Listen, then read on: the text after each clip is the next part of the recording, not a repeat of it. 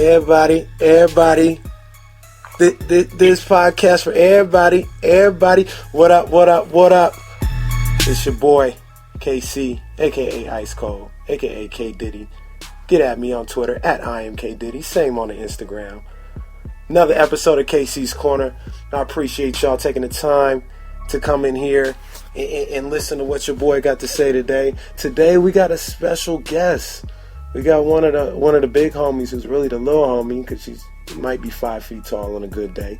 You know what I mean? But that's still the homie anyway. I got the mogul, the soon-to-be mogul. She's not already mogul. My girl Miles Bloxton in the house. What's good with you, girl? What's good? What's up? I don't know how I can compare to that introduction you gave yourself. It was wonderful. I mean, you can't, but I try to to make you feel, as close as possible to the situation. It's all good.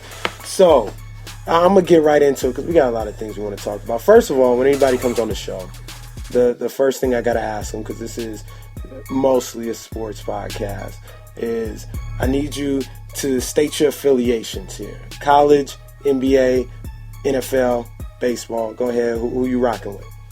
Okay, affiliations. College, this Texas, baby. I'm from Texas, Austin, Texas. I'm a Longhorn, so it's always going to be the Longhorns. Doesn't matter if they winning or they losing. Everything in my house is burnt orange, and so that's the way it's just got to be. Shout out to Texas. Shout out to Texas real quick.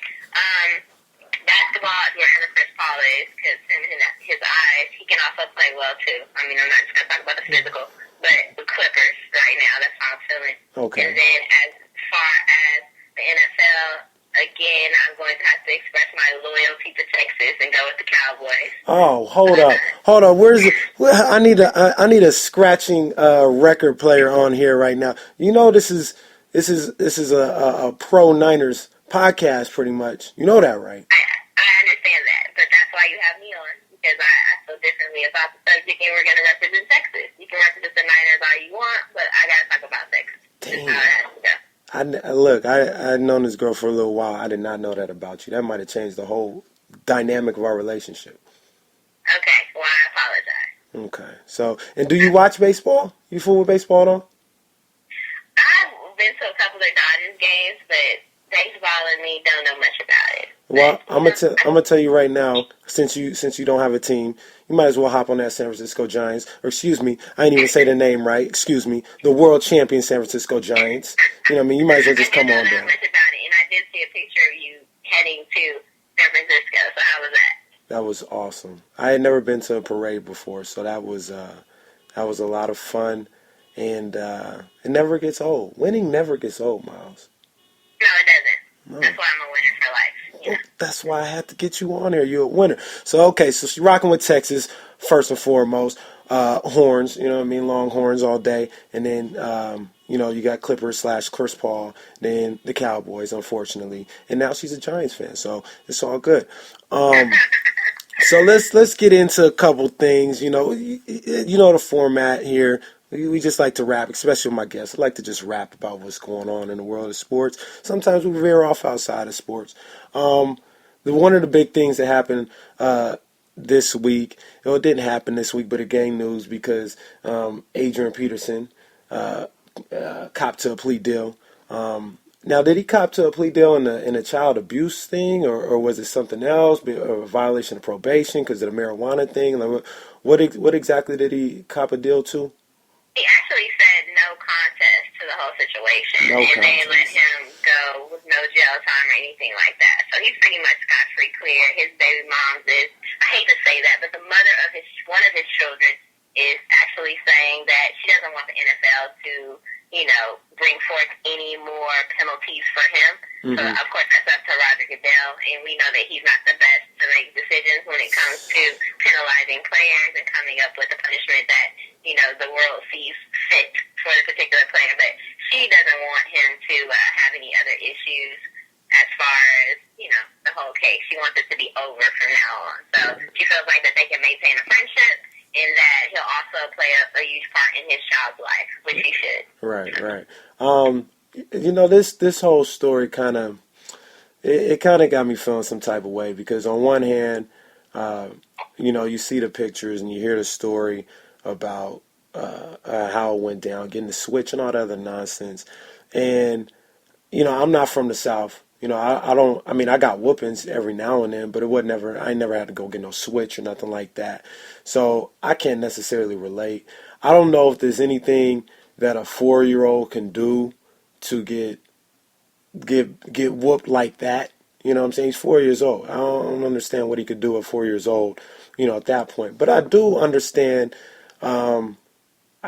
I don't even know if understand is the right word. I'm trying to figure out how to say it. I know that there's a good amount of people across the country who have had those experiences. Don't think there's anything wrong with it. Think it's part of discipline. And on one hand, I think a little bit of a tad bit of an overreaction because I don't think he was abusing the kid. Like I don't think Adrian Peterson is sitting here beating the hell out of his kids every chance he gets. I think it was a discipline type of thing. Maybe it went a little too far for a kid that was a little too young. But I mean, how you look at it? You think it was a little bit of an overreaction, or everything is just? You know what? He's, like you said, he's a Southern boy, and I actually know him. He's really like a Southern gentleman as well. And in the South, I know how my mom was raised. She didn't do the same thing to me, but I know that she had to go outside and pick a switch from the tree, and that's what it was. So, I mean, of course, a 4-year-old, I mean, to me, that's like a lot different because that child is rather small, but I do believe he wasn't trying to hurt his child. I believe that he was doing it in with love. Like, he was like, you did this, you misbehaved, Dad's going to spank you. Adrian is a big guy, so, like, I feel like probably after he did spank the child, from what I heard, he actually called the mom and told her, I did spank him, and, this is what happened. And I believe that he was already, like, pretty sad that he did that in the first place. It might have gotten a little out of hand, but I don't think that he set out to injure the child like that. Right, so, right. Yeah. I think it's just one of those things. Every every father has the right to discipline their child. The mom, I do feel like kind of took it and ran with it. I think it's a little hard though, because he doesn't just have like 2 baby moms or mothers of his children. He has a couple more than that. Like he has I think it's 4 or 5 maybe. So he can't keep everyone happy, and we all know how that goes when one woman is feeling neglected or she feels like she's not getting as much attention as another woman. She might have something to say, and I think it's one of those things. She might have got upset and went to the cops, but it probably could have been handled within their family, but she decided to take it a step further. So yeah, and wasn't this the same? Was this the same baby mom or the other baby mom who then came back and was like, "Oh, I don't appreciate the media putting my child's personal photographs out there"? Exactly. I mean, she came to it. That, but she's the same mom that made all of this public. You make it public when you're dealing with a public figure and you decide to, call on the cops and tell media your story. That's what happened. Right. I mean, he's Adrian Peterson. They could have handled it quietly. Right. So. Yeah. That, I mean, like I said, I feel the same way. I think, I don't, like we all talked about, I don't think, obviously, any kid should be getting beaten in any way. And I don't think a 4-year-old probably should have had what happened to him with AP. I think, AP lost sight of a lot of things in that moment. And I, honestly, after this experience, I think it might be a learning experience for him. He knows how to handle certain situations a little better with younger kids and all that other stuff. I think he genuinely loves his kids and was just trying to discipline them. I also feel, and you tell me what you think about this, I think it was completely bad timing. If you remember, that was probably a week or 2 after the whole Ray Rice, and how the judgment went down with Ray Rice, and how the backlash from the video coming out, and it seemed like I don't want to make it like it wouldn't be a big deal any other time, but it definitely wasn't the week for something like that to come out for AP. Right. Yeah. It definitely wasn't, because Roger Goodell was already on the spot for the decisions he made with the whole Ray Rice situation, and there was a couple of other things with other players too at the time, so it definitely wasn't a good time for that to happen. Right. Now you're the first woman I've had. I'm trying to think here. Well, my mom's been on the podcast, so she'd be the first woman. But Mom. Yeah, shout out to Moms. She's trying to get back on the show. She did big numbers, so I gotta get her out here. So, but since all the whole Ray Rice NFL thing happened, you're the first woman I ever. So I gotta ask from a woman's perspective, how do you feel about the NFL in general? I mean, the fact that Roger Goodell did have such a light sentence on the Ray Rice situation. The fact that they tend to make money off of women with the pink merchandise and all that stuff. I mean, does that make you feel some type of way, or do you kind of isolate your love for the NFL from kind of the nonsense that Roger Goodell brought? I mean, I feel like the guys get paid millions of dollars to conduct themselves in a proper light, and people always want to separate the sport from the personalities of the guys. No, it's all together. You get paid to, I don't want to say not have a life, but you get paid to live a life of being a good role model. Do you have to be perfect? No. But everybody knows right from wrong, and I feel like, no, I don't separate the player from the game or the personality from the game, because I feel like you have to take on that as a responsibility for you to get millions of dollars. If you would take half of what they give you now, you can actually do what you want. Right. That's fine. But if you're trying to really fulfill, your role as an NFL player and millions of people watch you every day, then you have to carry yourself a certain way. You're going to be a role model whether you want to or not. Right. So to me, I feel like with the NFL, when Roger Goodell first, penalized him for a few games, I don't think that was a proper punishment. On top of that, I do think that they had access to that tape, and they didn't think that the greater public was going to have access to that tape at any time. So they went ahead and gave him that little light slap on the wrist because of that. Right. And now he has to turn around and eat his words and then come out, with the punishment that he gave Rice, and then come out with this whole system of rules, like, lifetime ban, all of that stuff. He had to come out with all of that, but why not start that a long time ago? Because NFL has been around for, years. Right. So why not already have something like that in place? Because this is guaranteed. This is not the first time something like this has happened. Right. So they needed to have something in line like this years ago. It shouldn't have been just right now. You think that Roger Goodell should lose his job? I definitely was one of the people that was saying that he should be out of a job. Like, he made way too many mistakes. Mm-hmm. And I don't know where he was getting his information from. I don't know who was helping him make these mistakes, but I just feel like he really needed to take a break, maybe like time off, maybe like suspend it for a while, right? Just to kind of get his thoughts together and come back and kind of make better decisions, because he just made a lot of bad decisions while he's been in office. I know we're not talking about the NBA, but even with who was our last person that we had? David Stern. Yeah, Stern. Even with Stern, he made some mistakes, but I don't feel like he made any huge mistakes like the ones that Goodell is making. It's just crazy.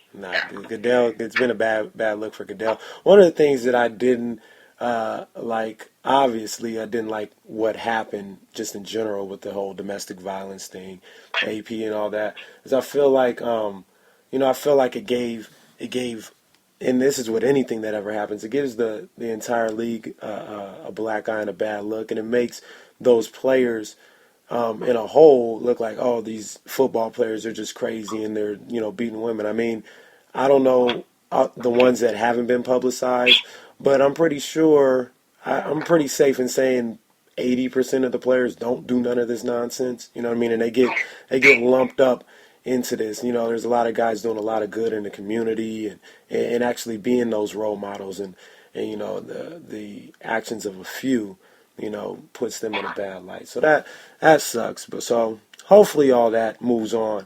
I wanted to touch on something else with you that's kind of breaking news. We didn't even talk about this in the show prep, but just some nonsense that happened. Comedian Artie Lang has some real inappropriate things to talk about, talking about Cari Champion, who's the host of First Take, and we won't go completely into it. It's on the internet, and it's definitely a firestorm now. But basically, on Twitter, and he acted out a sex fantasy as a slave master and Cari Champion being a slave.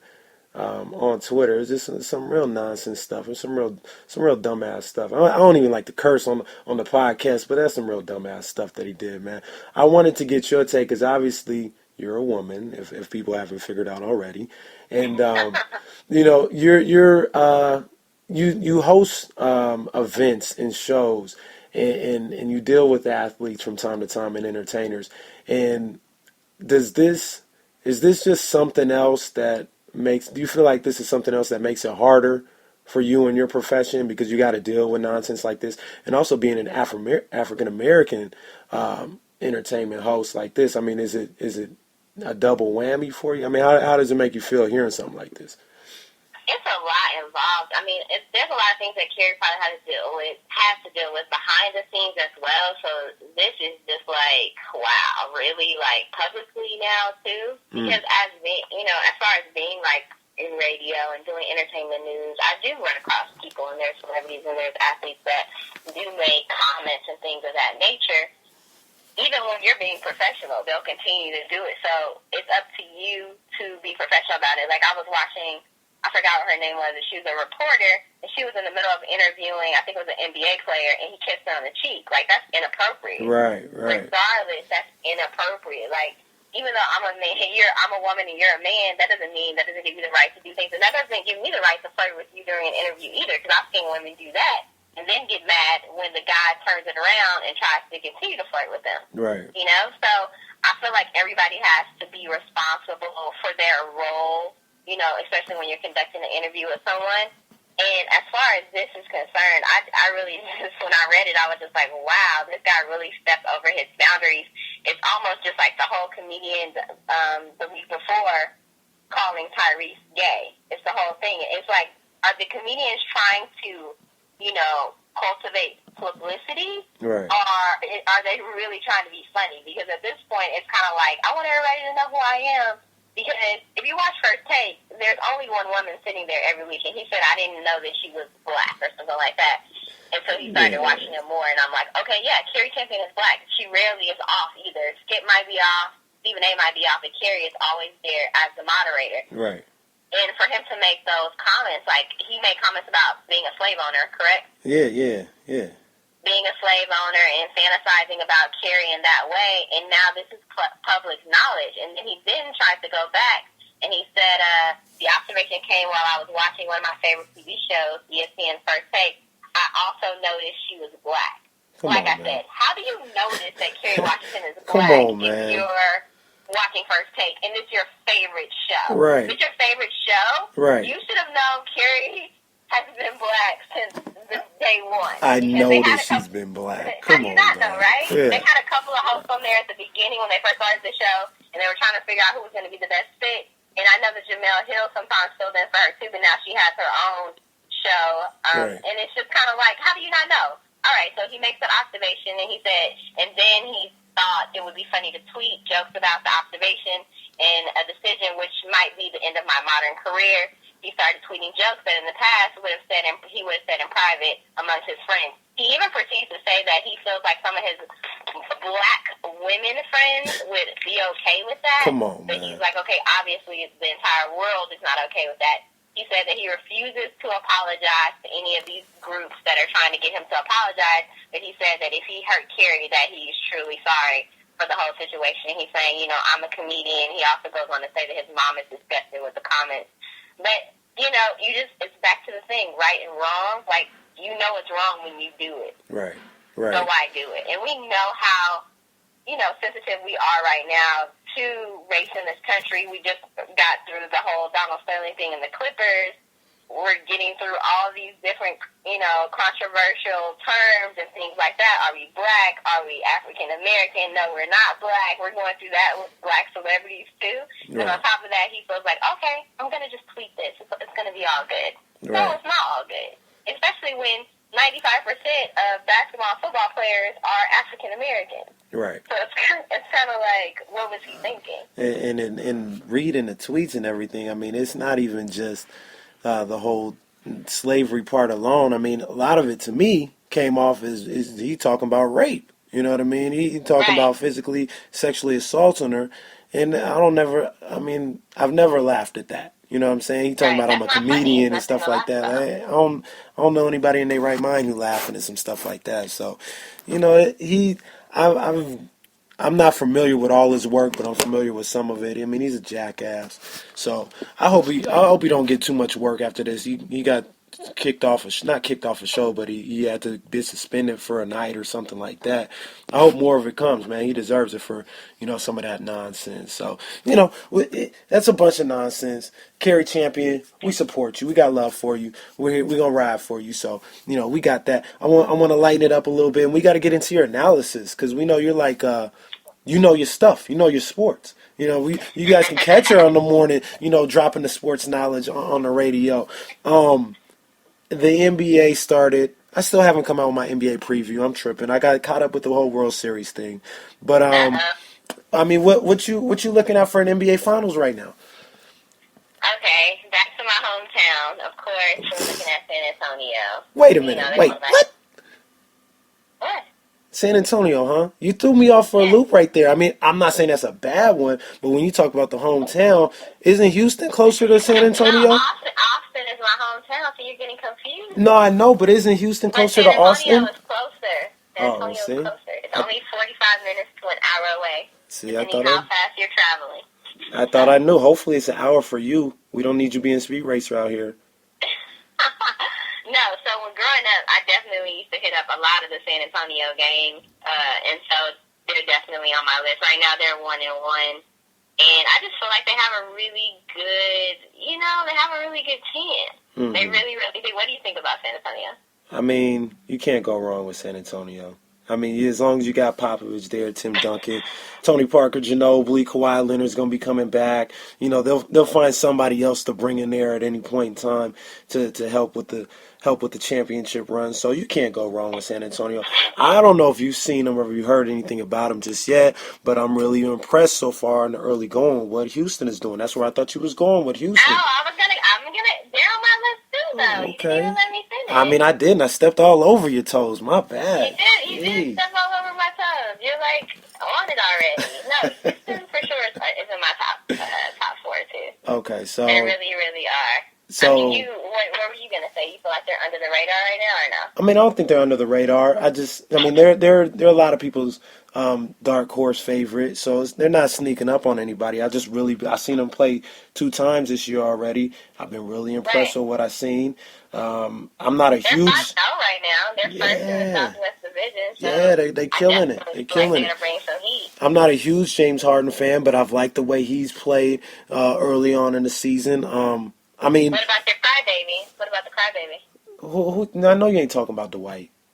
I mean, who damn. else are we talking about? Blake We're Griffin. Talking about a man that cried. Could be talking about Blake Griffin. Blake Griffin does not play for the Rockets. We could be talking about Blake Griffin plays for the Clippers. For the record, we're talking about the official crybaby, Dwight Howard. Well, I mean, for the record, I like Dwight and Blake, so but they do come off a little soft, a little whinish. You know what I mean? A little. Yeah, they do come off a little bit. I gotta admit that. Yeah, okay. Well, we're talking a little. Dwight will be fine. I think Dwight will be fine. He's looking great on the defensive end. He looked great last night when they played Miami. Even though Miami don't have a true center, there's not a lot of centers in the league except for my man in Sacramento, DeMarcus Cousins. Got to show respect to him. But other than that, as long as he ain't got to go up against him every week or every night, Dwight's gonna be all right. I like what Houston's doing. Trevor Ariza is looking good. Go ahead. I said Trevor Ariza is looking real good in the early going. I don't know if you're familiar with what Trevor Ariza is doing right now. I know who Trevor Ariza is. He used to play for the Lakers. Yeah, he's at 23 points per game right now. I mean, like I said, they are 5-0. Dwight's leading the team with rebounds, 10 rebounds, and James Harden, of course, with points, 27 points per game. Look at Miles. So, look at Miles the mogul right here. She's killing the game. Only 1 mile. I'm so proud of you. So proud of you. Oh, you're so proud of me. I appreciate that. So who you got in the finals? One team from the West, one team from the East. Who you got? One team from the West, one team from the East. I mean, a lot of people will probably get on me about this, but I really like the Clippers. I'm going to get on you about that. I really do, but, Golden State. Now we're I'm talking. I'm really Golden State right now. I really am. And I know they actually play tonight. They do. They do play tonight. at 7:30. Yeah. That's a big time, so that's gonna be cool. I'm really feeling them right now, though. I feel like they have, they're a young team. I think that they have some mojo.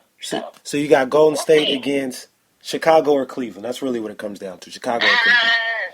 I'm going to say Chicago. And the reason why is because just because LeBron left Miami and went to Cleveland, they feel like he's going to pull another miracle. It's so funny to me because just, what was that? 3 years ago when he said at YMCA, he was like, I'm going to take my talents to South Beach. People were burning this dude's jersey. Yeah. They were going insane. They were flipping stuff over.